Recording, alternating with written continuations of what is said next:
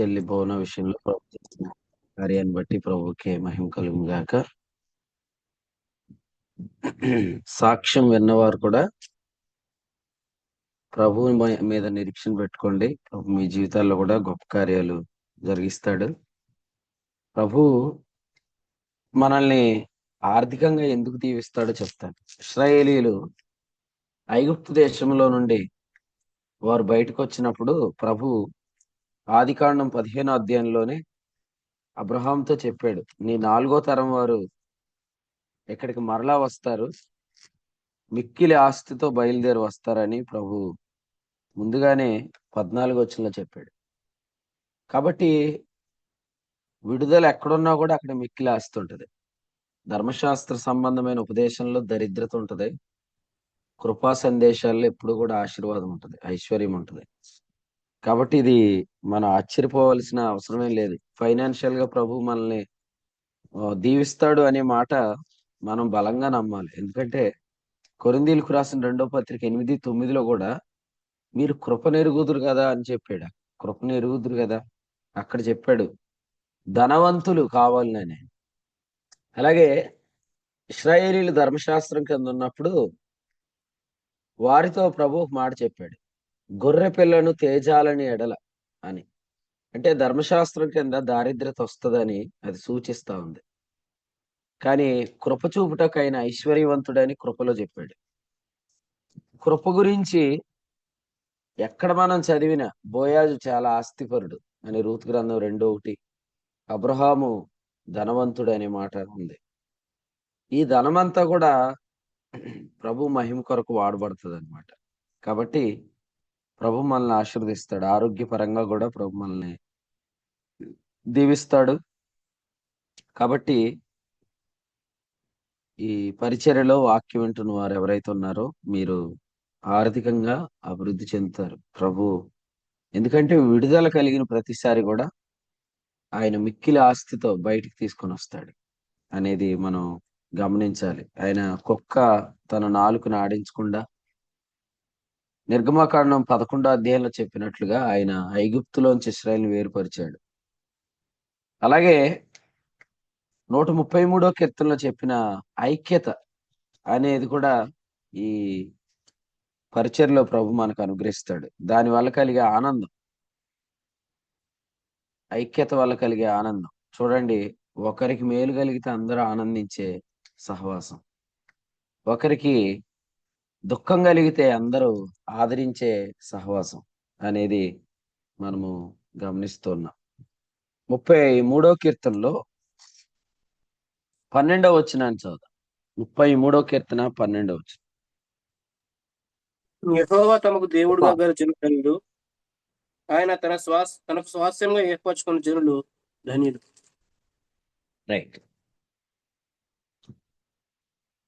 చదవబడిన వాక్యంలో ఆయన తనకు స్వాస్థ్యముగా ఏర్పరచుకున్న జనులు ధన్యులు అని చెప్పాడు. నిర్గమాకాండంలో 19వ అధ్యాయంలోనే ఇశ్రాయేలీయులను దేవుడు ఏమన్నాడంటే, మీరు నా నిబంధన అనుసరిస్తే సమస్త దేశ జనులలో నాకు మీరు స్వకీయ సంపాద్యం అవుతారని చెప్పాడు. నిర్గమాకాండం 19వ అధ్యాయంలో సమస్త దేశ జనులలో 5వ వచనం, నాకు స్వకీయ సంపాద్యం అవుతారన్నాడు. సొత్తైన ప్రజలు. పేతురు రాసిన మొదటి పత్రిక 2వ అధ్యాయం 9లో కూడా మీరు చీకట్లో నుండి వెలుగులోనికి పిలిచిన వాని గుణాతిశయములను ప్రచురం చేయ నిమిత్తం ఏర్పరచబడిన వంశము, రాజులైన యాజక సమూహము, పరిశుద్ధ జనము, దేవునికి సొత్తైన ప్రజలు అని చెప్పాడు. ఇంకా వీడియోలు ఆన్ చేయలే కాలేబు గారు, మళ్ళీ చెప్పించుకుంటున్నారు మీరు. ఇంకా చాలా మంది ఉన్నారు ఇక్కడ. సెకండ్ పేజీలో ఉన్న వాళ్ళందరూ వీడియోలు ఆన్ చేయలేదు చాలా మంది. కాబట్టి దేవుని సొత్తైన ప్రజలు, ఆయన స్వాస్థ్య ప్రజలు అనే మాట మనం చూస్తున్నాం. సొత్తైన ప్రజలు అంటే విమోచించబడిన ప్రజలు, ఆయనకు స్వాస్థ్యముగా ఏర్పరచుకున్న ప్రజలు. ఎఫెసీయులకు రాసిన పత్రికలో మన గురించి ఇదే రాశాడు. మొదటి అధ్యాయం చూడండి, ఎఫెసీయులకు రాసిన పత్రికలో మొదటి అధ్యాయంలో ఏముంది? వచనం 11. ఆయన మరియు యందు మనలను స్వాస్థ్యముగా ఏర్పరిచెను అనుంది. ఆయన యందు మనలను స్వాస్థ్యముగా ఏర్పరిచెను.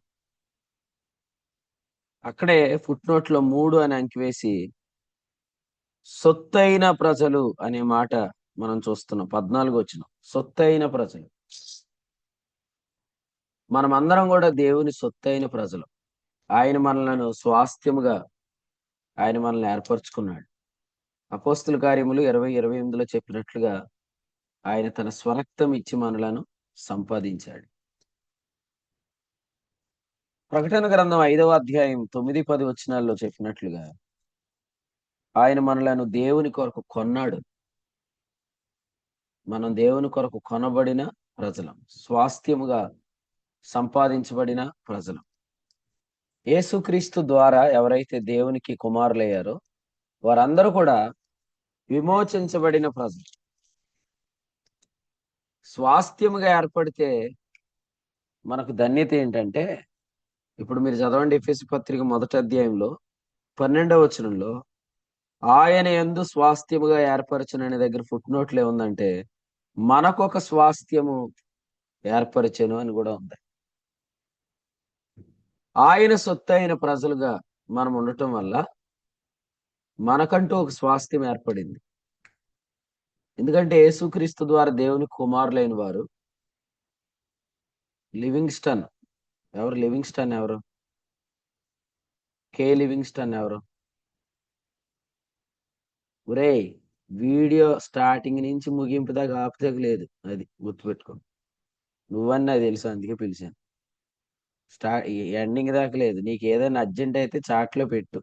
1, 2 అని పెట్టిల్లు. అర్థమైందా? మధ్యలో వెళ్తాకు లేదు. నవ్వకండి. వాడు మా మంచి శిష్యుల్లా కూర్చుంటాడు చూడండి, చక్కగా వాక్యం వింటాడు.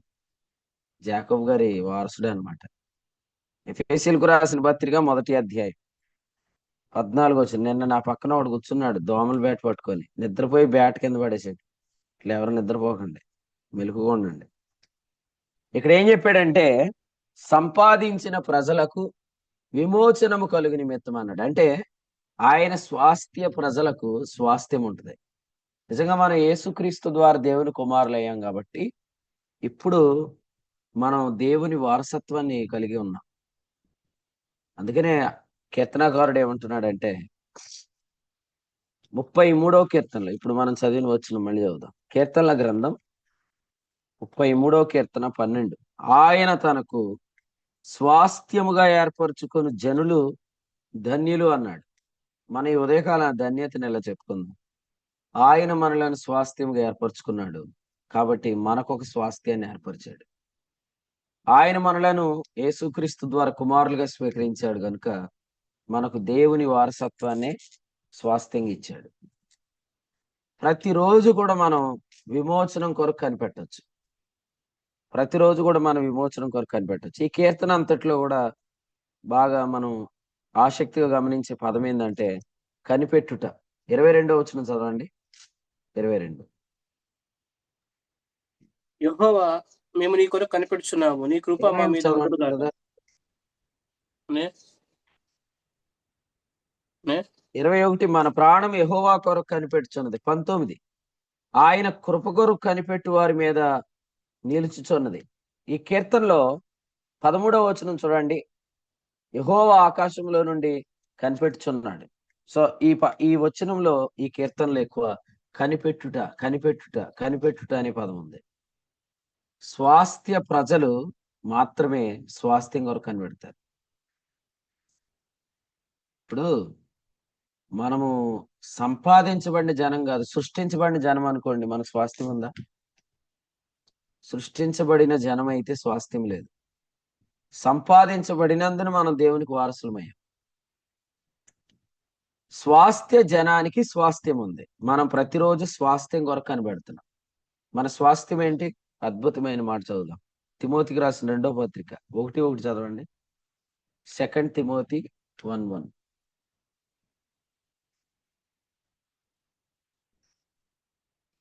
క్రీస్తు యేసునందున జీవమును గూర్చిన వాగ్దానం బట్టి దేవుని చిత్తం అదే వలన మన స్వాస్థ్యం.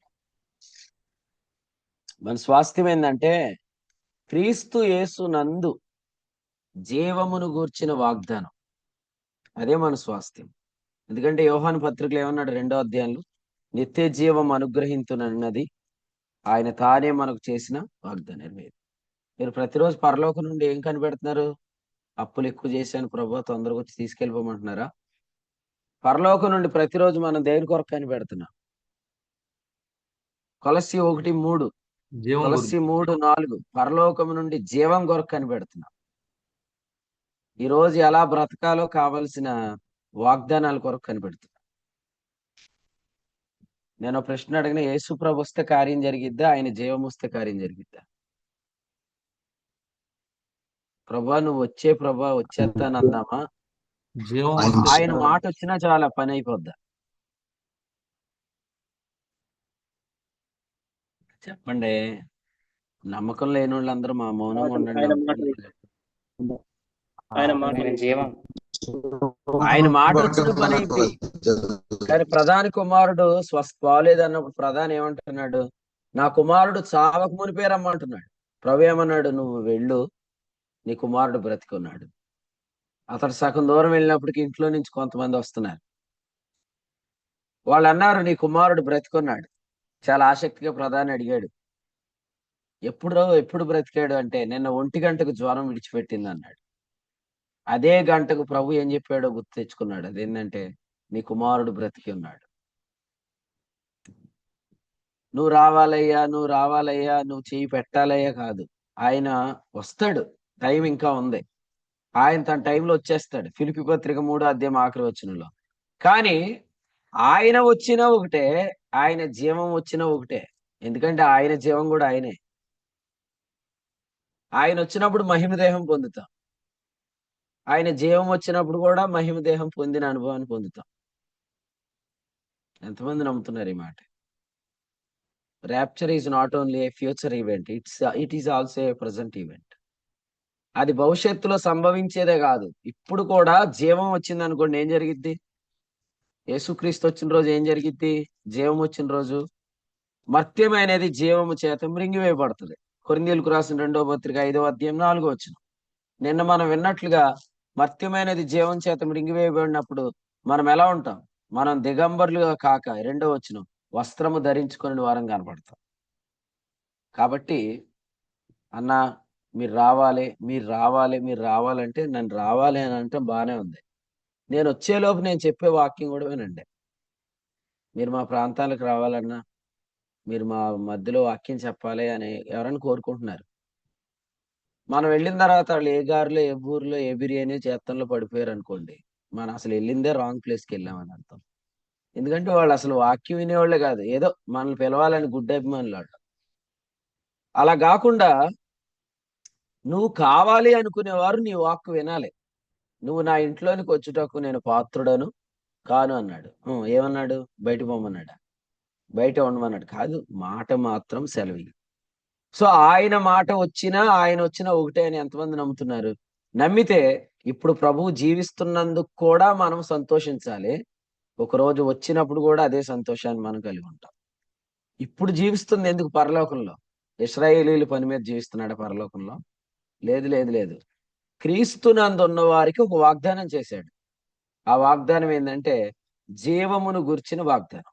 ఆ జీవమును గుర్చిన వాగ్దానం నిమిత్తం ఆయన అక్కడ యాజకత్వం చేస్తున్నాడు. ఎందుకంటే పాత నిబంధన యాజకులు పాపాలు బట్టి నియమించబడ్డారు, క్రొత్త నిబంధన యాజకుడు వాగ్దానాన్ని బట్టి నియమించబడ్డాడు. హెబ్రీయులకు రాసిన పత్రిక 8వ అధ్యాయం చూడండి. హెబ్రీయులకు రాసిన పత్రిక 8:6 చదువుదాం. 8:6.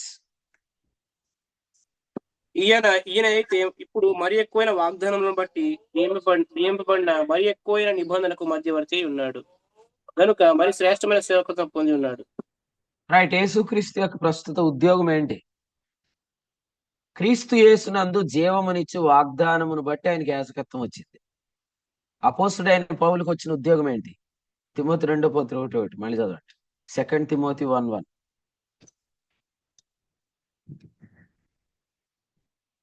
క్రీస్తు యేసునందున్న జీవమును కూర్చిన వాగ్దానం బట్టి దేవుని చిత్తం వల్ల క్రీస్తు యేసు అపోస్తలుడైన పౌలు. సో పౌలు గారి అపోస్తలత్వం, యేసుక్రీస్తు యాజకత్వం, ఈ ఇద్దరు ఉద్యోగాలు వాగ్దానం కొరకే. ఈరోజు దేవుని ఇంటిలో పనిచేసే ప్రతి ఒక్కరి ఉద్యోగానికి మూలం క్రీస్తు యేసునందు ఉన్న జీవమును గుర్చిన వాగ్దానమే. వాగ్దానానికి విశ్వాసులందరూ వారసులే. దేన్ని బట్టి? విశ్వాసమును బట్టి కలిగిన నీతిని బట్టి. ఎందుకంటే వాగ్దానం దేనికి చేయబడింది? మరలా విశ్వాసం అనే చెప్పుదు నీతికి. మరలా చెప్పుదు ఎందుకంటే మీరు ఆనందిస్తారుగా వాక్యం చదివినప్పుడల్లా. చదవండి రోమపత్రిక 4:13 చదవండి. రోమన్స్ 4:13. అతడు రోమ లోకములకు వారసుడగునని వాగ్దానము అబ్రహామునకైనను అతని సంతానమునకైనను ధర్మశాస్త్రం మూలంగా కలగలేదు గాని విశ్వాసం వలన నీతి మూలంగా కలిగెను. రైట్. ఈ వచనాన్ని బట్టి వాగ్దానం విశ్వాసం వల్ల నీతిని బట్టి కలిగింది. ఎంతమంది ఇక్కడ యేసుక్రీస్తునందు విశ్వాసాన్ని బట్టి నీతిమంతులు? మీ అందరికీ వాగ్దానం ఉంది. క్రీస్తు యేసునందు జీవమునిచ్చు వాగ్దానం, జీవమును గుర్చిన వాగ్దానం. మీకు కూడా తెలుసా? మనం రాసే పత్రికలు, మనం రాసే పుస్తకాలు, మనం రాసే పాటలు, మనం చెప్పే ప్రసంగాలు, మనం చేసే పరిచర్య అంతా కూడా విశ్వాసులకు ఏం చెప్పాలంటే, మీరు క్రీస్తునందు నీతిమంతులు, మీకు వాగ్దానం ఉంది. ఆ వాగ్దానం కొరకు మేము సేవ చేస్తున్నాం. మీకు ఆ వాగ్దానం మీకు కలగటానికి మా పరిచర్య అనేది మనం చెప్పాలి. యోహాన్ రాసిన మొదటి పత్రిక 5వ అధ్యాయం ఒకసారి తీయండి, స్పీడ్ గా తీయండి. యోహాన్ రాసిన మొదటి పత్రిక 5వ అధ్యాయం. మీలో ఎవరికైనా ల్యాప్టాప్ ఉంటే మీరు చక్కగా రెఫరెన్స్ కూడా వేయచ్చు. అప్పుడు అందరూ కూడా చూడడానికి అవకాశం ఉంటుంది. రేపటి నుంచి ఎవరైనా ప్లాన్ చేసుకోండి. 5వ అధ్యాయం 12వ వచనం. దేవుని కుమారుని అంగీకరించువాడు 13. దేవుని కుమారు నామందు విశ్వాసం ఉంచి మీరు నిత్య జీవం గలవారని తెలుసుకున్నట్లు నేను ఈ సంగతులు మీకు రాయిచున్నాను. అసలు తెలియకుండా చేసిన వాళ్ళు చాలా మంది ఉన్నారు. ఇంకా సంఘాన్ని ఇంకా నీతిమంతులు అవ్వాలంటే ఏం చేయాలి? అందులోనే ఉంచారు. వాళ్ళు నీతిమంతులు అయ్యే ప్రయత్నాల్లో ఉన్నంత కాలం ఏం తెలియదు. వాళ్ళు జీవం గలవారని తెలియదు. వాళ్ళకి జీవం అనేది ఒకటి ఉందని తెలియదు. చచ్చిపోయేదాకా నీతి కొరకే బ్రతికిస్తే వాళ్ళు నిత్య జీవాన్ని ఎక్కడ తెలుసుకుంటారు? రాబోయే జీవంలో తెలుసుకుంటారు. కానీ దైవభక్తి ఇప్పటి జీవం, రాబో జీవం. తిమోతి మొదటి పత్రిక 4వ అధ్యాయము 8వ వచనం. మళ్ళీ చెప్తున్నాను, నిత్య జీవం గలవారని ఇక్కడ తెలుసుకోకపోతే వాళ్ళు భక్తులు అని వాళ్ళు అనుకుంటారు, కానీ వాళ్ళు చేసేది భక్తే కాదు, భక్తిహీనత ఉంటది. నేను చెప్పే అన్ని గోల్డెన్ వర్డ్సే. మీరు ఎక్కడికాడ ముక్కలు కట్ చేసేసుకొని దాని మీద మీరు కూడా చక్కగా వివరంగా వర్తమానం చెప్పండి. చక్కగా వివరంగా అందరికి విషయాలు చెప్పండి. ఓకేనా? మళ్ళీ చెప్తున్నాను, ప్రతి విశ్వాసకి మనం త్వరగా చెప్పాల్సిన గుడ్ న్యూస్ ఏంటంటే, నీవు నిత్య జీవం గలవాడు అని చెప్పేయాలి. నీకు జీవం ఉంది, ఇప్పుడే నువ్వు జీవాన్ని పొందాలి అని చెప్పాలి. ఎందుకంటే ఇప్పటి జీవం గురించి అతనికి తెలియకపోతే ఆ వ్యక్తి దైవభక్తి కలిగి ఉండలేడు. సో దైవభక్తి అనేది జీవానికి సంబంధించిన అంశమే. జీవం తెలియనంతకాలం భక్తి చేసాము అనే భ్రమలో ఉంటారు, కానీ భక్తి జరగదు. భక్తి ఎప్పటి నుంచి స్టార్ట్ అయింది? మళ్ళీ చదువుదాం, వచనాలే ముఖ్యం. తీతు 1:1 చదవండి. తీతుకు రాసిన పత్రిక 1:1. తీతు దేవుడు 1:1. ఏర్పరచుకున్న వారి విశ్వాసం నిమిత్తమును నిత్య జీవమును గూర్చిన నిరీక్షణతో కూడిన భక్తికి ఆధారమగు సత్య విషయమైన అనుభవాల నిమిత్తమును. ఇక్కడ చూడండి, ఒక మాట ఉంది, జీవమును గూర్చిన వాగ్దానము ఏదైతే ఉందో ఆ వాగ్దానాన్ని బట్టి కలిగిందే భక్తి. అందుకని అన్నాడు, జీవమును గూర్చిన నిరీక్షణతో కూడిన భక్తి అన్నాడు. దయచేసి వినాలి. వాగ్దాన జీవం అనేది ఉంది కాబట్టి వాగ్దాన ఆత్మనిచ్చాడు. అర్థమైందండి? పాత నిబంధన ఆత్మను మనకి ఇవ్వలేదు. పాత నిబంధన భక్తుల్లో ఉన్న ఆత్మను మనకి ఇవ్వలేదు, కానీ ఇప్పుడు పరిశుద్ధాత్మను మనకు వాగ్దానంగా ఇచ్చాడు. వాగ్దానంగా ఎందుకు ఇచ్చాడు? వాగ్దాన జీవం కొరకు ఇచ్చాడు. కానీ వాగ్దాన ఆత్మను పొందిన వాళ్ళు కూడా వాగ్దాన జీవం ఉందని వాళ్ళకి తెలియదు. వాళ్ళని మూసేశారనమాట. ధర్మశాస్త్రోపదేశకులు ఏం చేశారు? వారు మీ మేలు కోరి మిమ్మల్ని ఆసక్తితో వెంటాడువారు కారు, మీరే తమను వెంటాడవాలని మిమ్మల్ని బయటికి త్రోసివేశారు. లేదా 4:17 గలతీ పత్రిక. మూసివేశారు. ఏం మూసేశారు? ఎఫెసీయులకు రాసిన పత్రిక 1 అధ్యాయం 17-19. ఆయన మిమ్మల్ని మరియు పిలిచిన పిలుపు వలనైన నిరీక్షణ ఎట్టిదో, పరిశుద్ధులలో ఆయన స్వాస్థ్యం యొక్క మహిమైశ్వర్యం ఎట్టిదో అది. నువ్వు పరిశుద్ధుడు అని చెప్పకపోతే ఇంక పరిశుద్ధుడు తన స్వాస్థ్యాన్ని ఎలా తెలుసుకుంటాడు? నువ్వు నీతిమంతుడు అని చెప్పకపోతే నీతిమంతుడు తన జీవాన్ని ఎలా తెలుసుకుంటాడు? నువ్వు విశ్వాసివి క్రీస్తునందు అని చెప్పకపోతే అతడు తన కొనసాగింపుని ఎలా తెలుసుకుంటాడు? నువ్వు కుమారుడు అని చెప్పకపోతే అతడు తన యొక్క వారసత్వాన్ని ఎలా తెలుసుకుంటాడు? మూసివేశారు. మీరు మాత్రం ఏం చేయాలా? ఆ జీవాన్ని గుర్చిన వాగ్దానాన్ని బట్టి మీరు కనిపెట్టాలి. కనిపెట్టుట అనేదే నిరీక్షణ. నిరీక్షణ ఎక్కడి నుంచి స్టార్ట్ అయ్యిద్ది? ప్రార్థన చేస్తున్న వాళ్ళందరూ స్తోత్రం చెప్పండి. నిరీక్షణ ఎక్కడి నుంచి స్టార్ట్ అయ్యిద్ది? నిశ్చేతలోండి స్టార్ట్ అయ్యిద్ది. విశ్వాసమును బట్టి మనకు కలిగిన నిశ్చేతలోంచి మనకు నిరీక్షణ స్టార్ట్ అయ్యిద్ది.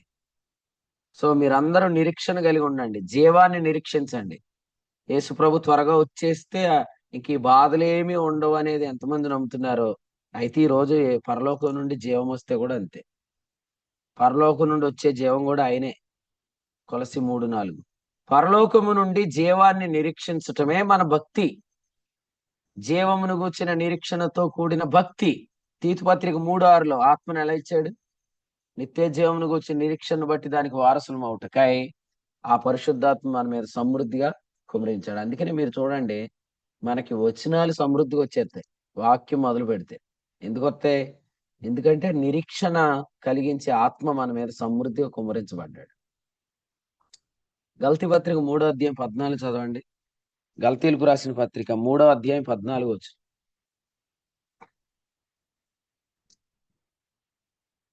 ఆత్మను ఆత్మను గూర్చిన గూర్చిన వాగ్దానము వాగ్దానం విశ్వాసం వల్ల మనకు లభించినట్లు అబ్రహాం పొందిన ఆశీర్వచనము క్రీస్తు యేసు ద్వారా అన్యజనులకు కలుగుటకై క్రీస్తు మన కోసం శాపమై మనల్ని ధర్మశాస్త్రం యొక్క శాపం నుండి విమోచించెను.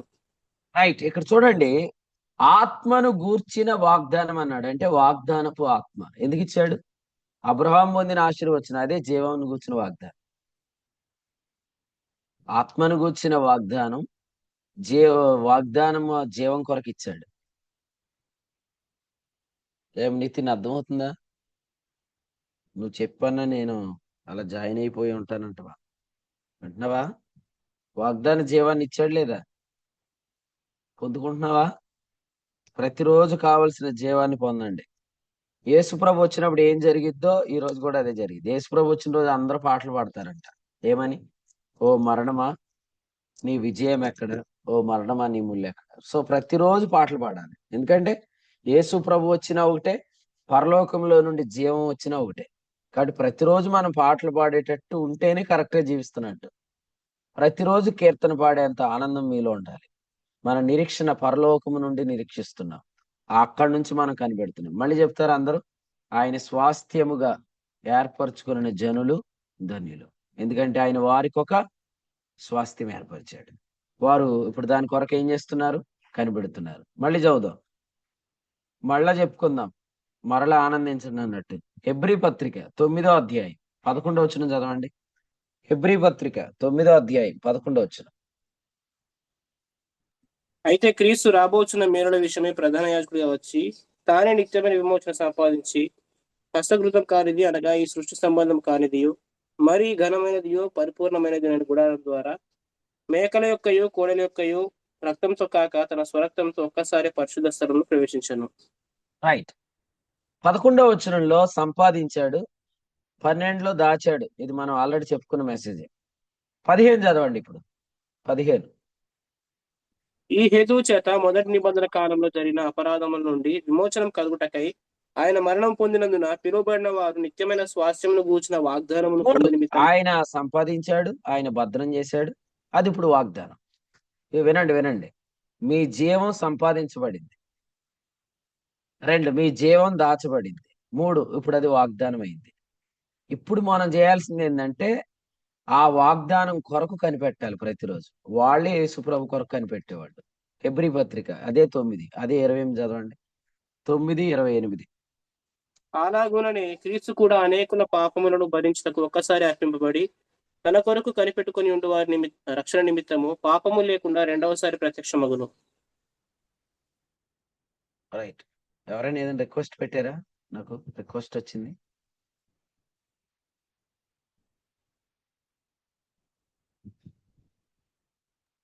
మీకు పర్సనల్ గా పెట్టినట్టున్నారండి, నాకు రాలేదు. అదే నాకు ఎవరైనా పెడితే చెప్పండి, ఎలా చేస్తారు. Right, okay.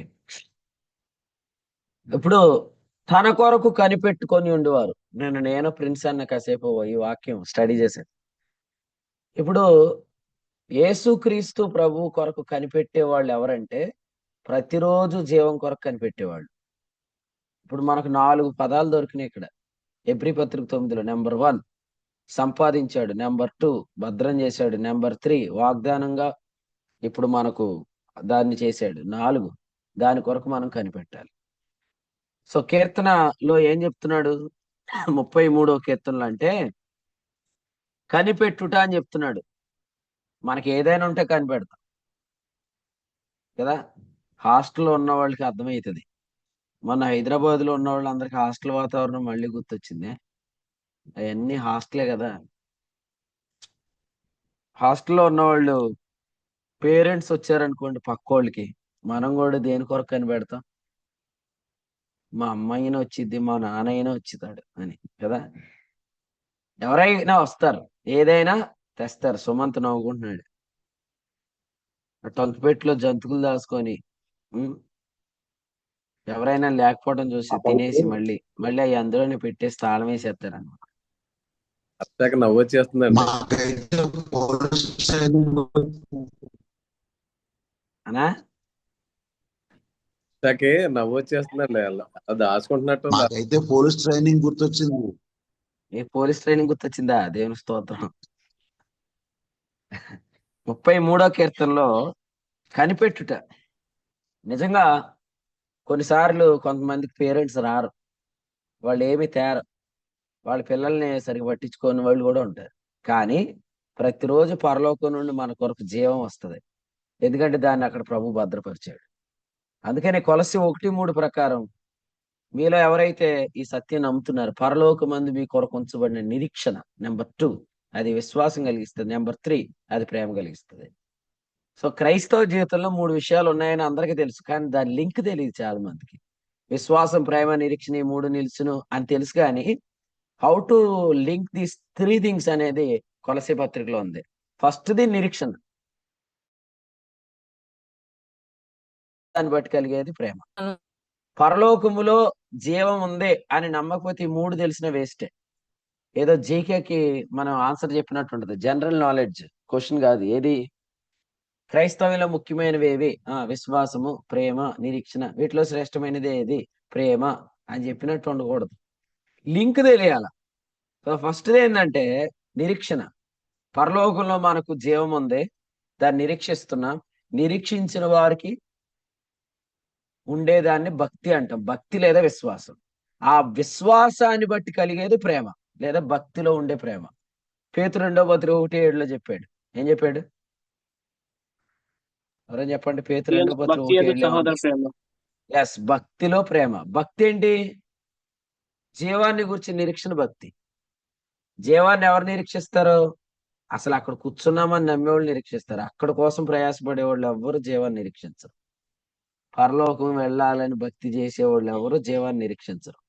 పరలోకంలో కూర్చున్నామనే నిశ్చేతలో నుండి, నిరీక్షణలో నుండి, భక్తిలో నుండి, విశ్వాసంలో నుండి కలుగు ప్రేమే ఉపదేశ సారం, క్రైస్తవ ఉపదేశ సారం. ఇంకా అద్భుతమైన వచనం ఉంది, కొలస్సీ పత్రిక 1:23.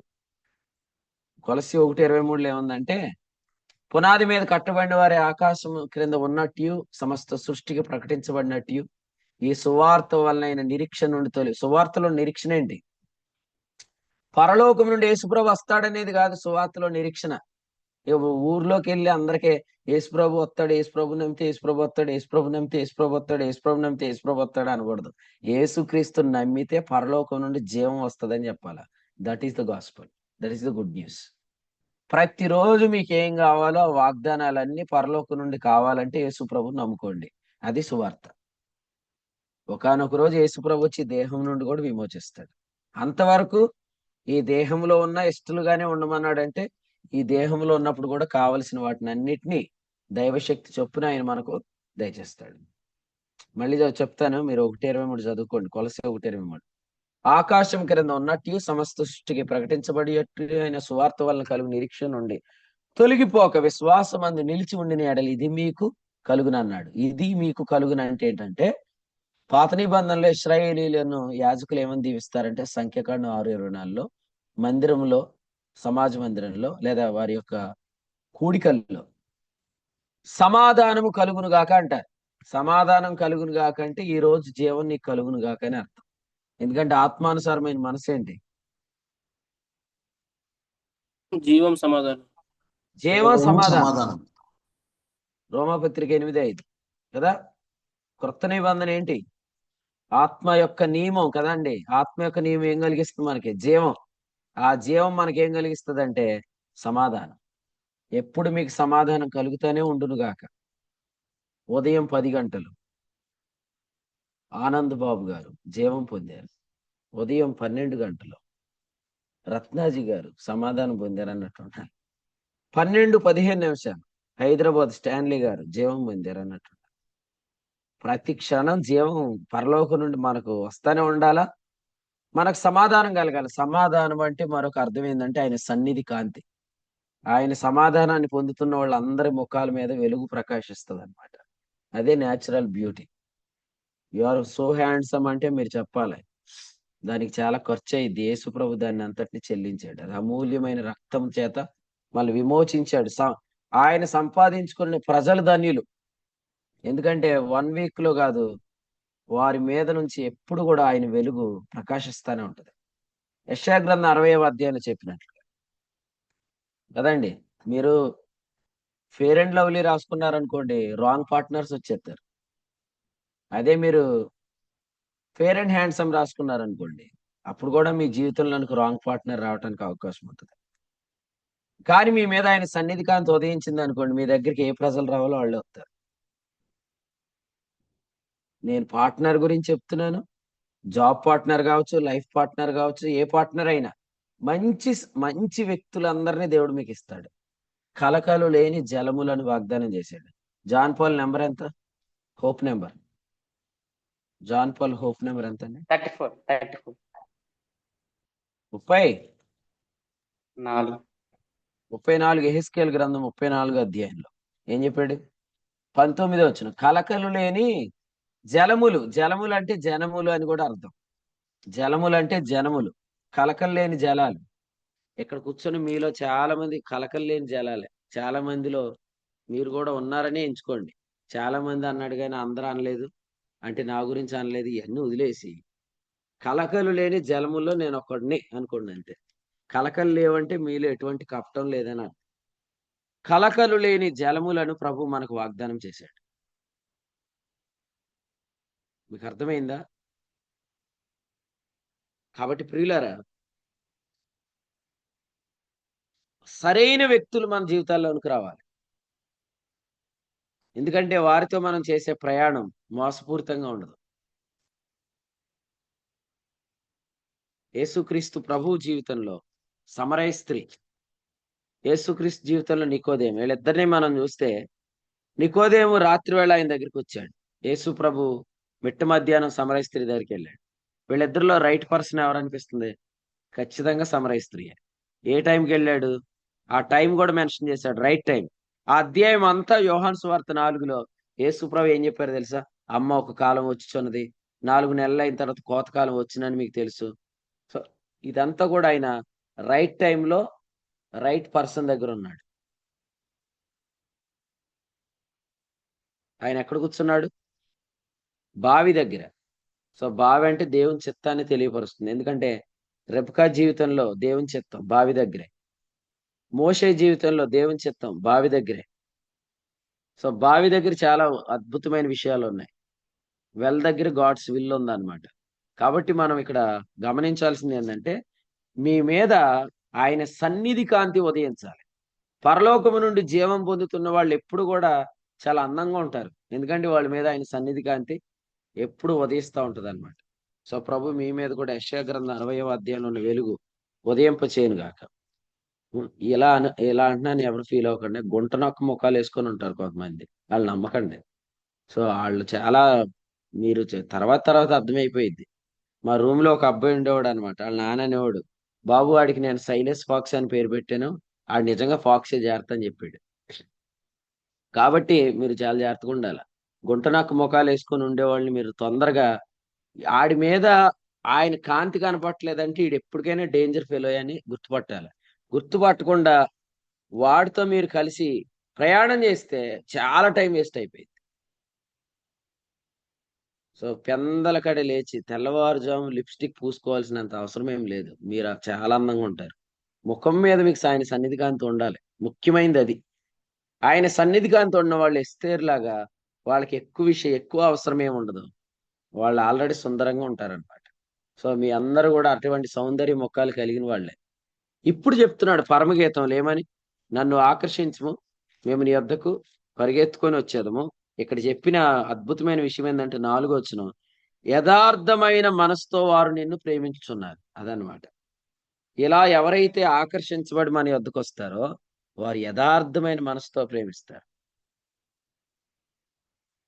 మన క్షేమాన్ని విచారిస్తారు, మన కొరకు ప్రార్థన చేస్తారు, మన గురించి ఆలోచిస్తారు, మన కొరకు పూట పడతారు, మన కొరకు పాటు పడతారు.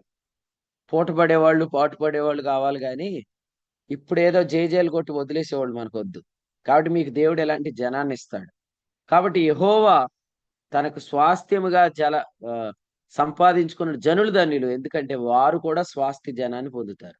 ఎందుకంటే వారు పరలోకము నుండి జీవం కొరకు కనిపెడతారు. వారి మీద ఆయన సన్నిధి కాంతి ఉదయిస్తుంది. వారి దగ్గరికి అనేక మంది కూడి వస్తారనమాట. నేను ప్రశ్న అడుగుతాను, మెలకుగా ఉన్న వాళ్ళు సార్ చేతులు ఎత్తి చూపించండి.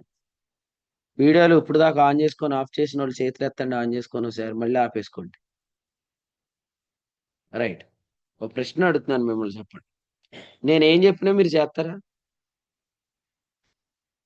పొమ్మంటే పోతారా, రమ్మంటే వస్తారా, ఈ పని చేయమని చేస్తారా? మీరు స్వాస్థ్యంగా సంపాదించిన జనులే చేస్తారా పని? మీరు స్వాస్థ్యంగా సంపాదించిన ప్రజలు మీరు చెప్పినట్టు వింటారు. ఎందుకంటే స్వాస్థ్యంగా సంపాదించిన ప్రజలు వారు విమోచించబడ్డారు కాబట్టి, విలువ పెట్టి కొనబడ్డారు కాబట్టి వారు మీ మాట వింటారు.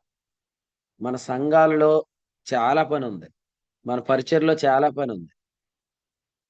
బిస్కెట్లకు పడిపోయి మనం ప్రజలను సంపాదించుకుంటే వీళ్ళ బిస్కెట్ వేసినప్పుడల్లా యాక్టివేట్ అవుతారు, మళ్ళీ సప్పబడిపోతారు. కానీ నువ్వు స్వాస్థ్య జనాన్ని పొందితే నువ్వు ఒకడిని పొమ్మంటే పోతాడు, రమ్మంటే వస్తాడు, ఈ పని చేయమంటే చేస్తాడు. జగన్నాథపురంలో మా సంఘాన్ని చూస్తే మిగిలిన సంఘాల వాళ్ళకి చాలా కుళ్ళు వచ్చేస్తుంది అనమాట.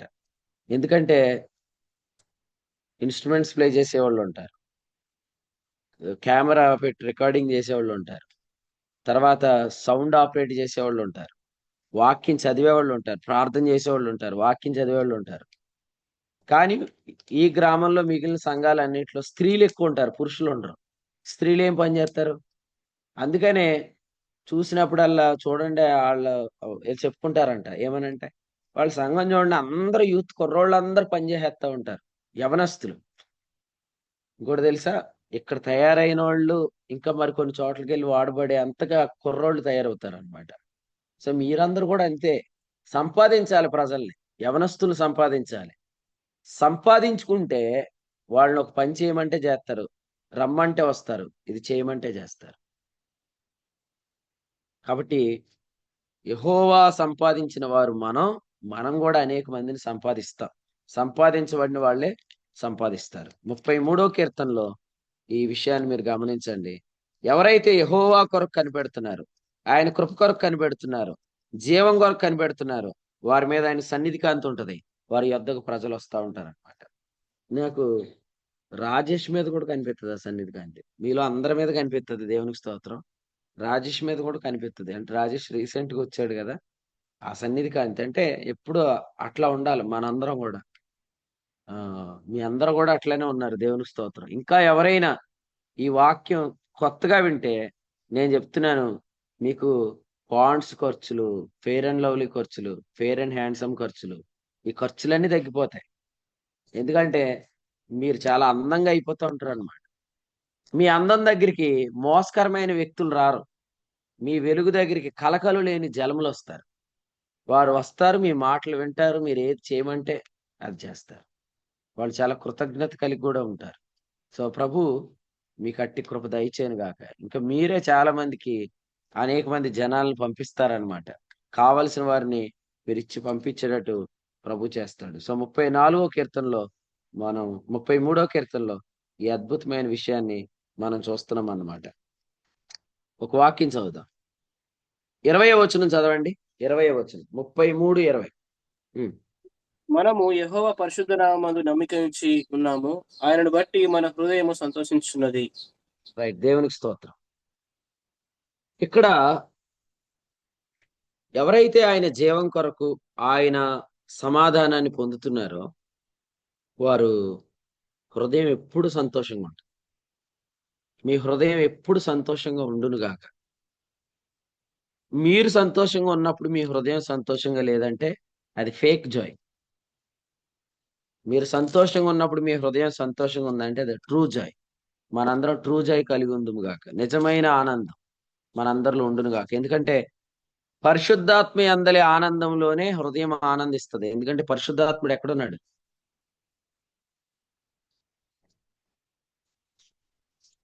మన హృదయంలో. ఎస్, మన హృదయంలో ఉన్నాడు. అందుకనే రోమాపత్రిక 14:17లో చెప్పినట్లుగా నీతి, సమాధానం, పరిశుద్ధాత్మ అందలి ఆనందం అనే అనుభవంలోనే మన హృదయం ఆనందిస్తూ ఉంటుంది అనమాట. ఇప్పుడు చెప్పండి, హోప్ నెంబర్ 62 ఎవరండి? అన్నా నేను అన్నా, ఇదివరకు నీ పేరు ఆనందేమో గాని ఇప్పుడు హృదయానంద అని పేరు పెట్టుకో. ఎందుకంటే ఇదివరకు నువ్వు ఆనందే, ఇప్పుడు హృదయానందాన్ని. ఎందుకంటే ఆనందం అనే పేరున్న మీ హృదయంలో ఆనందం ఉంటే మీది నిజంగా ఆనందమే. మీ అందరికీ అటువంటి ఆనందం కలుగును గాక. హృదయములో ఆనందించేది ఆనందం. మీరు ఆనందిస్తున్నప్పుడు మీ హృదయం ఆనందించకపోతే ఆ ఆనందం వల్ల తప్పుడు పనులు జరుగుతాయి. సత్యమును బట్టి ఆనందించే వాళ్ళు సత్యాన్ని బట్టి ఎంతకైనా తెగించి కార్యాలు చేస్తారు. దేవునికి స్తోత్రం. నేను చెప్పకూడదు, నోటి దాకా వచ్చింది కానీ ఆపేశాను. ప్రభు నిజంగా అన్నయ్యని ఎంత బలపరిచి గొప్ప కార్యాలు జరిగించాడు. సో మిమ్మల్ని కూడా నేనేం చెప్తున్నానంటే, సత్యమునందు ఆనందిస్తే సత్యం కొరకు ఏదైనా చేస్తాం. అది కొరింథీయులకు రాసిన 2వ పత్రికలో పౌలు గారు మాట్లాడుతూ 13వ అధ్యాయంలో ఏం చెప్పారంటే 8వ వచనంలో సత్యము నిమిత్తమే సమస్తము చేయుచున్నాం అన్నాడు. సత్యం నిమిత్తం ఏదైనా చేసేస్తామండి, తెగించేస్తామంతే. ఇప్పుడు మీకు ఆనందంగా ఉందనుకోండి, మీరు ఏం చేస్తారు? ఎవరైనా వచ్చి మిమ్మల్ని అడుగుతారు, ఎందుకు ఎంత చేస్తున్నావు? ఈ అత్తరు ఎందుకు బేదలకు అమ్మమని కపటముతో మాయాడేలా ప్రవర్తించనేలా. అడే ఉంది, ఇల్లంతా సువాసనే, జీవార్థమైన వాసనే. చాలా మంది వచ్చి ఎందుకు ఇంత చేస్తున్నావు అంటే ఏమంటావు? సత్యంలో నాకు ఆనందం ఉంది, చేయనండి, ఇప్పుడు నన్ను చేయనండి అని చేస్తాం. మీ ఒళ్ళు దాచుకోకుండా, ఏది మీరు దాచుకోకుండా ప్రభు కొరకు పనిచేశారంటే మీ అందరూ దానికి గల కారణం మీరు సత్యంలో ఆనందిస్తున్నారు కాబట్టి. మీకు తెలుసా, నాకు ఇప్పటికీ బోల్డ్ అంతమంది ఫోన్లు చేస్తున్నారు. హైదరాబాద్ లో ఉన్న వాళ్ళు ఏమి ఏర్పాట్లు చేశారండి ఇప్పటికి. జాన్ కూడా నిన్న మాట్లాడాడు, ప్రతిపాటి జాన్. అన్నా ఎన్ని ఏర్పాట్లు చేశారన్నా హైదరాబాద్ లో అన్నోళ్ళు. చక్కగా మీటింగ్ అవగానే మనకు రూమ్ ఉంది, అక్కడికి వెళ్ళి రిలాక్స్ అయిపోవటం. టాయిలెట్స్ విషయంలో కూడా ఎక్కడ ఇబ్బంది లేదు, ఎంత రిలాక్స్ అయ్యేటట్టు చేశారు వాళ్ళని. ఎందుకు చేశారంటే సత్యములో ఆనందించే వాళ్ళు సత్యం కొరకు ఏదైనా చేస్తారు. మీరు కూడా హృదయంలో ఆనందించినప్పుడే మంచి కార్యాలు చేస్తారు. దుర్నీతిని బట్టి ఆనందిస్తే మాత్రం మీరు దుఃఖకరమైన పనులన్నీ చేస్తారు. కాబట్టి హృదయమైన ఆనందించేది కాదనేది ఉదయకాలం పరీక్ష చేసుకుంది. నేను ఆనందిస్తున్నాను అంటే నా హృదయమే ఆనందిస్తుంది. దేవునికి స్తోత్రం. బాగా మీ హృదయం ఎప్పుడు ఆనందించింది? ఒక అద్భుతమైన రెవల్యూషన్ వస్తే ఆనందం ఇచ్చింది, అంతేనే కదా. ఒక జాయింట్ పీస్ ఏదో ఒకటి పడిద్దని ఉదయకాలం మనం అందరం కూర్చున్నాం. పడకుండా ఉంటదా ఈరోజు? గుంటూరులో తెల్లవారుజామే బిర్యానీ పెడతారంట. చాలా చోట్ల ఉందిలే అండి. ఇదే గుంటూరులో ఫేమస్ ఉంది. మీకు కావాలితే యేసుబాబు తమ్ముడిని అడిగి చెప్తా.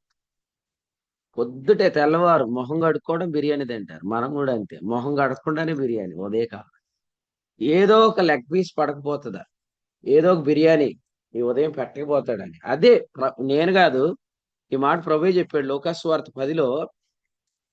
జ్ఞానులకు వివేకులకు సంగతులు మరుగు చేసి పసిబాలులకు బయలుపరుస్తున్నావని ఆ గడిలో ఆయన పరిశుద్ధాత్మయందు బహుగా ఆనందించాడు. లోకాసువార్త 10:21. నేను చిన్నప్పుడు స్కూల్లో నాకు బాగా ఆనందం వచ్చినవాడు నా పక్కన ఒకడు ఉండేవాడు అండి, కుట్టేస్తా ఉండేవాడు అనమాట. అప్పుడు చిన్నప్పుడు మన ఏం లాగులు బ్యాచ్ కదా, స్కూల్కి వెళ్ళేటప్పుడు ఈ లాగు వేసుకొని ఉండేవాడేమో, ఆడి తొడ మీద చాలా గట్టిగా సరిచేసేవాడు అనమాట. ఆడు తింగరాడు నా పక్కనే కూర్చునేవాడు. నాకు చదివేది వచ్చేస్తే ఆడిని కొట్టేసేవాడు. ఇప్పుడు కూడా నా పక్కన ఎవరున్నా కూడా వాక్యం ఏదైనా తలంపు వస్తే మాత్రం ఆ లీప్ సరిచేస్తాను అనమాట. అంటే తలంపు వచ్చినప్పుడు అంత ఆనందం. మీకు కూడా ప్రభు తలంపు లేదు, అంత అద్భుతంగా ఇస్తాడు. మీకు రెవల్యూషన్స్ వచ్చినప్పుడు వాళ్ళు ఏం చేయాలంటే మీరు ఎగిరి గంతులేసేస్తారు. ఒక్కోసారి నేను కార్ డ్రైవ్ చేస్తున్నప్పుడు వస్తా ఉంటాయి థాట్స్. అప్పుడు పక్కన దీపు కూర్చుంటాడు అనమాట. దీపు ఈపు పగలగొట్టేస్తాను. ఆడు అనుకుంటాడు నన్ను ఎందుకురా కొడుతున్నాడు, నన్ను ఎందుకు గిచ్చుతున్నాడు అనుకుంటాడు అనమాట. కారణం ఏంటంటే తలంపులు వస్తాయి. ఇప్పుడు అదే హనోక్ గారు అన్నారంటే చేయలేము ఆ పని పక్కన కూర్చుంటే. అది దీపు కాబట్టి ఈపు సరి చేస్తాను. ఆడు అనుకుంటాడు అప్పుడప్పుడు మా అన్నయ్యకి ఇలా పిచ్చి ఆనందం కలుగుతుంది అనుకుంటాడు. రెవల్యూషన్. సో మీ హృదయం ఎప్పుడు ఆనందిస్తుంది అంటే మరుగు చేసిన సంగతి ప్రభువు బయలుపరిస్తే. చూడండి, మీకు ఆదివారం పెట్టడానికి కూడు దేవుడు ముందే ఎత్తాడు ఒక్కోసారి. అప్పుడు ఎప్పుడు ఆదివారం వస్తుందని ఎదురు చూస్తాయి. ఎందుకంటే ఈ జాయింట్ మీకు కూడా పెట్టాలి, మీరు కూడా తినాలా, మీరు కూడా ఆనందించాలి. ఇటువంటి ఆనందాన్ని ప్రభు మనకి ఇచ్చాడు. అందుకనే మొదటి కీర్తనలో చెప్పాడు, యెహోవా ధర్మశాస్త్రం అందు ఆనందించు దివారాత్రము దానిని ధ్యానించేవాడు ధన్యుడు. మీరు వాక్యాన్ని ధ్యానిస్తే దేవుడిచ్చిన తలంపులు ఎప్పటికప్పుడు మీరు రాసేసుకుంటూ ఉండండి. వాటిని తర్వాత మీరు చదువుకుంటుంటే మీకు అర్థమైద్ది దేవుడు మీకు ఎటువంటి సంపద ఇచ్చాడు. గ్రహింపు యొక్క సకల ఐశ్వర్యం. అసలు దేవుని కృపను సత్యంగా గ్రహించిన నాట నుండి మీకు ఇలాంటి ఐశ్వర్యం వస్తానే ఉంటది అనమాట. So receive the thoughts, receive the revolutions. ప్రభుని స్తుతిస్తా ఉండండి. ప్రభువా ఈ తలంపులు మరుగు చేశాం. మా అమ్మ ఒక గొప్ప దైవజనుడు కుమార్తె, జాకోబ్ గారు, మా అమ్మ, వీళ్ళు ముగ్గురు ఒక గొప్ప దైవజనుడి పిల్లలు అనమాట. మా తాతగారు ఒక అరగంట ప్రసంగాల్లో 100 రిఫరెన్స్లు చెప్తాడు. చాలా రాష్ట్రాల్లో వాక్యం చెప్పాడు, పుస్తకాలు రాశాడు. ఆయన 5వ తరగతి చదివాడు. ఇంగ్లీష్ కూడా మాట్లాడతాడు, మేనిఫెస్టేషన్ అంటాడు, చాలా ఇంగ్లీష్ వర్డ్స్ మాట్లాడతాడు. ఈస్ట్ గోదావరిలో 20 సంఘాలు ద్వారా స్థాపించాడు. ప్రభు దగ్గరికి వెళ్ళిపోయాడు. మా అమ్మ ఇప్పటికీ చెప్తుంది, ఒరే తాతయ్య చెప్పని తలంపులు ప్రభు నీకు ఇచ్చాడు రా అని చెప్తుంది. ఇప్పుడు కాదు, ఎప్పుడో చెప్తుంది. అప్పుడు మనం ఎలా స్తుతించవచ్చు. తాతల కంటే గొప్పవాళ్ళు మన కాదు, ఈ జనరేషన్ లో పుట్టడం మన గొప్పతనం. ఎందుకంటే end time generation, grace generation, rapture generation, okay, revival generation లో ప్రభు మనల్ని పుట్టించాడు. అందుకని తాతల కంటే గొప్పవాళ్ళు మన కాదు, కానీ వాళ్ళకి మరుగు చేసిన వాటిని ప్రభు మనకు బయలుపరిచాడు. అందుకనే మనం ఏం చేయాలంటే ప్రభువుని హృదయపూర్వకంగా స్తుతించాలి. జ్ఞానులకు వివేకులకు మరుగు చేసిన సంగతి. 2018 నుంచి నేను ఈ వాక్యం చెప్తున్నాను, 16లో గ్రహించాను. నేను చెప్తాం, మా నాన్నగారు అర్థం చేసుకున్న రోజు నుంచి ఒక్క ప్రసంగం కూడా చెప్పకుండా వెనకాల కూర్చొని నేను వాక్యం చెప్పడం, ఆయన ప్రార్థన చేయటం, నేను వాక్యం చెప్పడం, ఆయన ముగింపు ప్రార్థన చేయటం, కంప్లీట్ గా నాకు అప్పగించేసి వెనకాల కూర్చొని ఎంజాయ్ చేసేవారు వాక్యాన్ని. మీటింగ్ అయిన తర్వాత ఒక రోజు వచ్చి పాత పుస్తకాలు తీశారనమాట. ఈ బైబిల్ కాలేజ్ వాళ్ళకే ఉంటాయి ఆ పుస్తకాలు. పాత పుస్తకాలు తీసి పైన పెట్టి, నువ్వు ఎగ్జాక్ట్ గా చెప్తున్న వాక్య పుస్తకాల్లో ఉంది చూడని నాకు అండర్లైన్ చేసి పెన్సిల్తో నాకు ఇచ్చి చూపించారనమాట. ఈ పుస్తకాల్లో నువ్వు చెప్తున్న వాక్యం ఆ దినాల్లో వాళ్ళు చెప్పేవారు, మళ్ళీ ఇది మరుగైంది, మళ్ళా ఇది ఇప్పుడు వచ్చింది, కాబట్టి ఇది ఇప్పుడున్న జనరేషన్స్ కి మాట్లాడాలని చెప్పేవారు అనమాట. అందుకనే మనం ఇప్పుడు ఈ అవకాశం పొందాం. ఆయన అవకాశం ఇవ్వలేదనుకోండి, మా సంఘం గుర్తించేది కాదు. మా సంఘం గుర్తించకపోతే నేను బయటకు వచ్చేవాడిని కాదు. కాబట్టి ఫస్ట్ దేవుని సేవకులు గుర్తించారు, మా సంఘం గుర్తించింది, నన్ను సేవక సమర్పణలోకి ప్రభు తీసుకొచ్చాడు. ఇప్పుడు బయటకు వచ్చింది ఈ వాక్యం. కాబట్టి ఇక్కడ ఆయన వారికి మరుగు చేశాడన్న సంగతి వాళ్ళు ఒప్పుకున్నారు. కానీ కొంతమంది ఒప్పుకోవట్లేదు, ఇంకా ఈగో అడ్డొచ్చేస్తుంది వాళ్ళకి. నేనేమంటానంటే, నేను చూసిన గొప్ప దైవజనుల్లో దానియేలు గారు కూడా గొప్ప దైవజనుడు. పుస్తకాలు రాశాడు, పాటలు రాశాడు, సంఘాలు కట్టాడు. కానీ వాళ్ళు కూడా ఏం చెప్పారంటే, ఈ సంగతులు ప్రభు మాకు మరుగు చేశాడు, మీకు బయలుపరిచారని ఒప్పుకున్నారు వాళ్ళు. కానీ ఇంకో కొంతమంది సుమియోన్ తాతలు ఒప్పుకోవట్లేదు. నీ రక్షణ కనులార చూచితిమి, మేము సమాధానంతో వెళ్తామంటలేదు, మేమే ఉంటాం, మేమే కనబడతాం, మేమే పాతికిపోయామంటున్నారు. ఈ తాతలందరికీ క్రీస్తు న్యాయపీఠం దగ్గరే సరి సరి ఉంటది అనమాట. అప్పుడు దాకా వీళ్ళు అలాగే ఉంటారు. కానీ మీరు మాత్రం ఎప్పుడు హృదయంలో ఆనందం కలిగి ఉండండి. మీ హృదయంలో ఆనందం ఉన్నసారి మీరు చేసేవన్నీ గొప్ప కార్యాలే. సో ఈ ఉదయకాలం ప్రభు మనందరికి అట్టి ఆనందం దయచేను గాక. ఒక్క వచనం చదువుతాను, వివరణ చెప్పను కానీ ఈ ఉదయం వచ్చిన వాక్యానికి వచనాన్ని నేను చదివి ముగిస్తాను. అదేంటంటే 4వ వచనం, యెహోవా వాక్యము యథార్థమైనది, ఆయన చేయునదంతయు నమ్మకమైనది. అందరూ చెప్పండి, యెహోవా వాక్యము యథార్థమైనది, ఆయన చేయునదంతయు నమ్మకమే. ప్రభు ఈ తలంపులు మన కొరకై దీవించును గాక. ఆయన వాక్యము యథార్థమైనది, ఆయన చేయనిదంతయు నమ్మకమైంది. ప్రభు గొప్ప కార్యాలు చేయబోతున్నాడు. సో మీరందరూ కూడా ప్రతిరోజు ప్రభు నువ్వు రావాలనొద్దు, నీ జీవం రావాలి, నీ వాగ్దానం రావాలి. నువ్వు వచ్చిన ఒకటే, నీ జీవం వచ్చిన ఒకటే, అది నమ్మండి. ఆయన వచ్చిన ఒకటే, ఆయన మాట వచ్చిన ఒకటే. ఆయన మాట వస్తే ఆయన వచ్చినట్టే. ఆయన వస్తే ఆ రోజు పాడతాం, ఆయన మాట వచ్చినా పాడతాం. ఆయన వచ్చిన రోజు విజయం, ఆయన వచ్చే వరకు విజయం. ఆయన వచ్చినప్పుడు మహిమదేహం, ఆయన వచ్చే వరకు మహిమదేహంలో అనుభవమే. సో ప్రభు ఇట్టి కృప మీ అందరికి దయచేయండి కాక. ఈ తలంపులు ప్రభు మనందరి వినికిడిలో దీవించు. జూమ్ లో రెగ్యులర్ గా జాయిన్ అవుతున్న వారిని బట్టి ప్రభు స్తోత్రం. ఒక్క రోజు కూడా మిస్ అవ్వకండి. ప్రభు ఏదోలాగా నిద్ర వచ్చినా కూడా వీడియో ఆఫ్ చేసుకొని అయినా జాయిన్ అవ్వండి. మీరు అద్భుతమైన రెవల్యూషన్స్ లోకి వస్తారు, గ్రహింపులోకి వచ్చేస్తారు. వన్స్ మీరు వచ్చారనుకోండి వదలరు. కానీ వచ్చేదాకా ఏదో కలవరం వస్తుంది, తొలగిపోయేదానికి అవకాశం. ప్రభు మిమ్మల్ని భద్రపరచును గాక. ఆమేన్.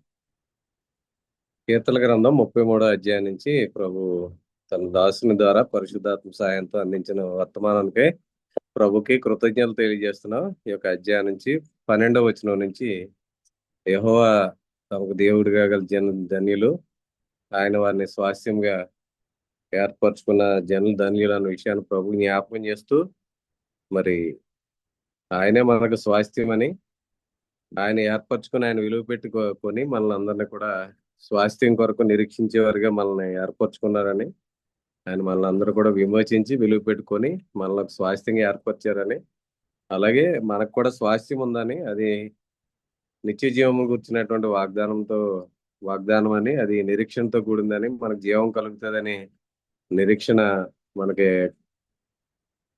మనకి కలిగించిందని, ఎవరైతే జీవాన్ని నిరీక్షిస్తారో, వాగ్దానం కొరకు కనిపెడతారో వారికి ఏ విధంగా కలుగుతుందో, వారు పరిశుద్ధాత్మ అందులో ఏ విధంగా ఆనందిస్తారో, వారి సంగతులు బయలుపరచబడడం ద్వారా వారి దేవుని యొక్క సన్నిధి కాంతిని అనుభవిస్తూ, ఆ సన్నిధి కాంతికి అనేక మంది ప్రజలు, కలకలేని జనాన్ని ప్రభు ఏ విధంగా ఇస్తాడో, ఈ యొక్క వర్తమానం నుంచి ప్రభు ఇంకా అనేక విషయాలు మనందరితో మాట్లాడుతూ మనకి కలిగించినటువంటి ఆనందానికే, హృదయానందానికే ప్రభుకి కృతజ్ఞతలు తెలియజేస్తూ, శ్రేష్టమైన తలంపులు పరిశుద్ధాత్మ సాయంతో అందించిన దేవుని సేవకులు కూడిక పక్షం వందనాలు తెలియజేస్తున్నాను. ఈరోజు సాయంత్రం 6:30కి పెంటపాడులో, 8:30కి భీమవరంలో జరిగే పరిచయ కొరకు ప్రార్థన చేయండి. వీలు కలిగిన వారు అందరూ కూడా పాలు పంపులు పొందండి. అలాగే జరుగుతున్న పరిచయాల కొరకు, సేవకుల ప్రయాణం కొరకు ప్రార్థన చేయండి. ఈ సమయంలో ఎవరైనా ఈ యొక్క వర్తమానం ద్వారా ప్రేరేపించబడి ముగింపు ప్రార్థన చేయాలని ఆసక్తి కలిగిన వారు ముగింపు ప్రార్థన చేసినట్లయితే ఈ కూడిక ముగింపు చేసుకుందాం. ఇప్పటి వరకు నిలిచి వాక్యం అన్న ప్రియులందరూ కూడా, నూతనంగా చేర్చబడిన వారు కూడా కూడిక పక్షంగా వందనాలు తెలియజేస్తున్నాం.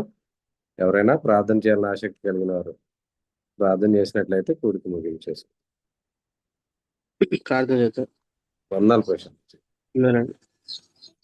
పరిశుద్ధుడైన తండ్రి, మీకు వందనాలు, స్తోత్రాలు చెల్లిస్తున్నాం.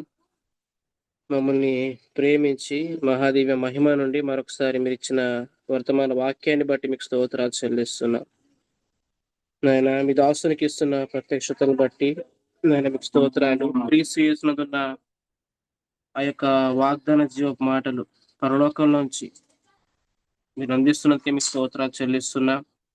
నాయన మమ్మల్ని యొక్క స్వాస్థ్యంగా ఏర్పరచుకున్నారు, మాకు ఒక స్వాస్థ్యం ఏర్పరిచారు క్రీస్తులో, మీకు స్తోత్రాలు. అది వాగ్దాన జీవం అని ఆయన రాబోతున్నాడు మాత్రమే కాదు, ఆయన ఈ రాబోయే కాలం ముందు కూడా ఆయన వచ్చిన లేకపోతే ఆయన జీవం వచ్చిన ఒకటి అని ప్రస్తుతం మీరు మీ మాటల ద్వారా మమ్మల్ని బలపరుస్తున్నారు. ఆ యొక్క మాటలు మమ్మల్ని బ్రతికిస్తున్నాయి ప్రభు, నీకు స్తోత్రాలు. మీకు వందనాలు. ఆ జీవపు మాటలు మా ఎదుకు వస్తున్నప్పుడు మేము మర్త్యమైనది జీవం చేత మింగివేయబడిన అనుభవంలోకి వెళ్తా ఉన్నాం. మీకు స్తోత్రాలు.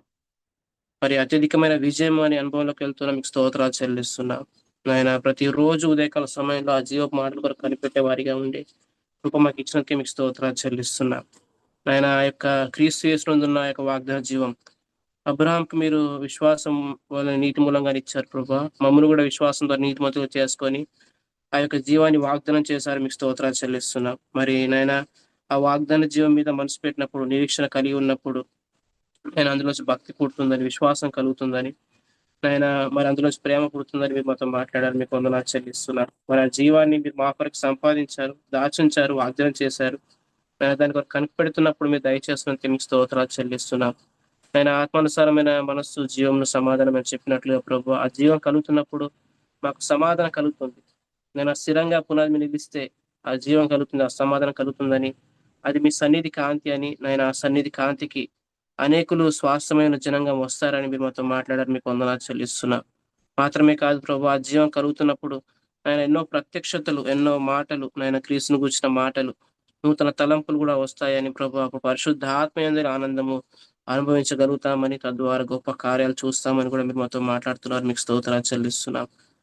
మరి ఇటు శ్రేష్టమైన సంగతుల్ని ఉదయకాల సమయంలో మాకు పంచుకొని మా హృదయాన్ని తృప్తిపరిచినందుకే మీకు స్తోత్రాలు చెల్లిస్తున్నాం. మా తండ్రి, ప్రతిసారి వాక్యం చదువుతున్నప్పుడు తండ్రి నిరీక్షించి కనిపెడితే మరి ఖచ్చితంగా మీరు రెవల్యూషన్ ఇస్తారని మీరు మాకు వాగ్దానం చేశారు, మీకు స్తోత్రాలు చెల్లిస్తున్నాం ప్రభా. ఈ పరిచర్లో మా ప్రభా అనేకులు ఈ యొక్క రెవల్యూషన్స్ తో మా ప్రభు పరిచర్య చేస్తున్నారు ప్రభా, నీకు వందనాలు.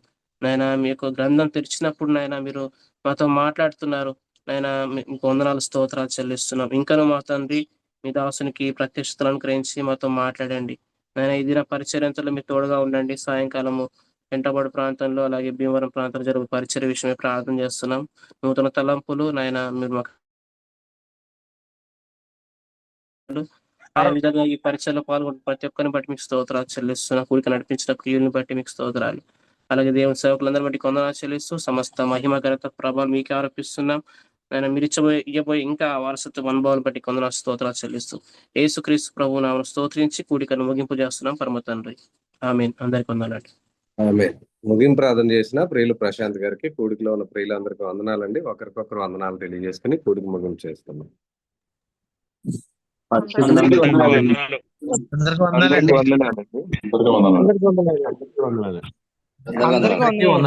అందరికీ